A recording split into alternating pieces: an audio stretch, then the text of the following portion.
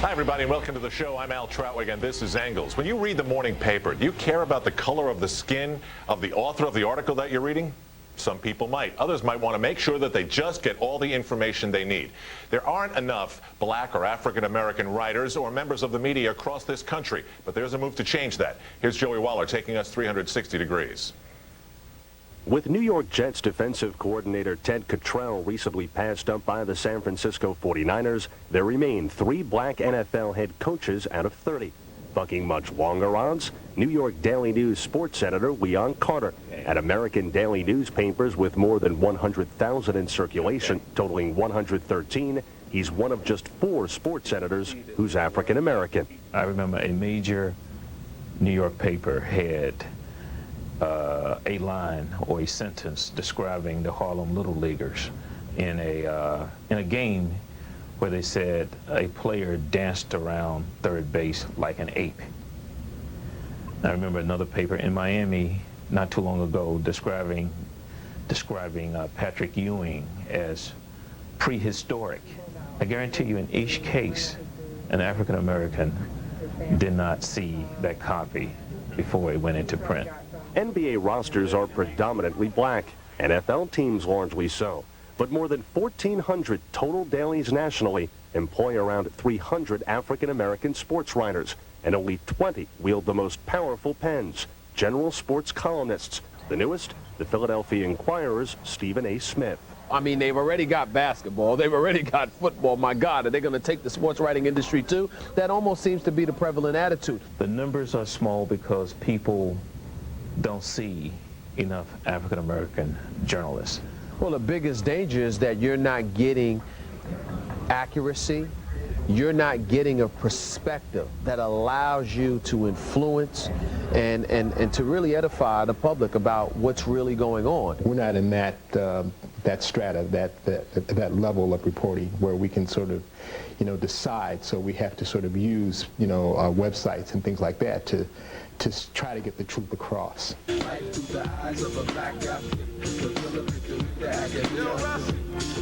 Living in Harlem, Roland Rogers has founded BlackAthlete.net, featuring this theme song, black journalists covering black sports stories.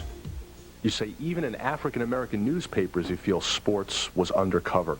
Well, absolutely. As a matter of fact, our relationship, we have a relationship with the National Newspaper Publishers Association, NNPA, that we supply most of their member papers and websites with our sports content, and it was desperately needed. Initially, people don't know how to become a journalist. They know how to become a TV reporter, or they have an idea how to become a Stuart Scott because they see him on SportsCenter. But do they know how to become a Mike Lupica? And do they know how hard it is to become a Mike Lupica, or how easy it is to become a Mike Lupica? But diversity remains a sports broadcasting challenge too. Larry Hardesty, a longtime New York City sports radio voice. Never heard of him? Hardesty says that's the problem. How does that make you feel? Like I'm swimming upstream and the tidal wave is coming my way. But because there are people, and interesting thing, because when I talk to folks who are coming up in the business, I have to tell them, listen, it's not easy. You're going to have to really work hard. You're going to have to work doubly hard. Do you know of people in the business, black sports writers, who are in a position, it would seem, to move up, or frustrated because they haven't and they think it's because they're black? Every day. That's our business. That's our life. I mean, any African American will tell you that we believe we have to be twice as good to get half as much. That's our battle cry. Sometimes athletes are more comfortable talking with people who they relate to, who look like them. Joey, I can tell you, I have problems sometimes talking with baseball players. They don't trust me. There's a credibility problem. Well, I'm not sure he knows what he really, if he knows what this game is about, if he knows what he's talking about. And the flip side of that? You have to go after accuracy, objectivity. Those are your two barometers. I mean, you've got to hold on to those real tight. And what happens is when you walk into a locker room with an African American player, they don't want to hear that. I mean, you're a brother, I'm a brother. Look out for me. Take care of me. Tell it the way I want it told and what have you. And the way they want it told may not have anything to do with the truth.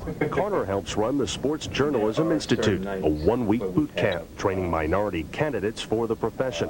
One graduate, Daily News New Jersey Nets reporter Om Young-misik, who's Thai, one of only 2 Asian NBA beat writers, when ironically, the league's hottest young star in years is China's Yao Ming. Maybe it's because I am a minority. I can, helps me relate a little better to some of the players. Coming from the same backgrounds, having the same likes, things like that, listening to the same music, stuff like that. It helps. We've had over 100 graduates, and I was at the NBA All-Star Game in Atlanta a couple of weekends ago, and 4 of the graduates were sitting along Press Road covering the All-Star Game. It was a very, very proud moment for me. When Yao Ming first arrived, a lot of the editors would call me up and ask me, is this okay? Is this acceptable? Is, Ming Dynasty all right? Would some Asians consider it offensive? And I kind of feel it's like my duty, because as the only Asian in the sports department, nobody else can give that kind of input and tell them what is offensive. BlackAthlete.net, devoted largely to blacks covering blacks, well, they regularly feature a highlighted column called The Black Box, handled by an anonymous writer, an anonymous white writer.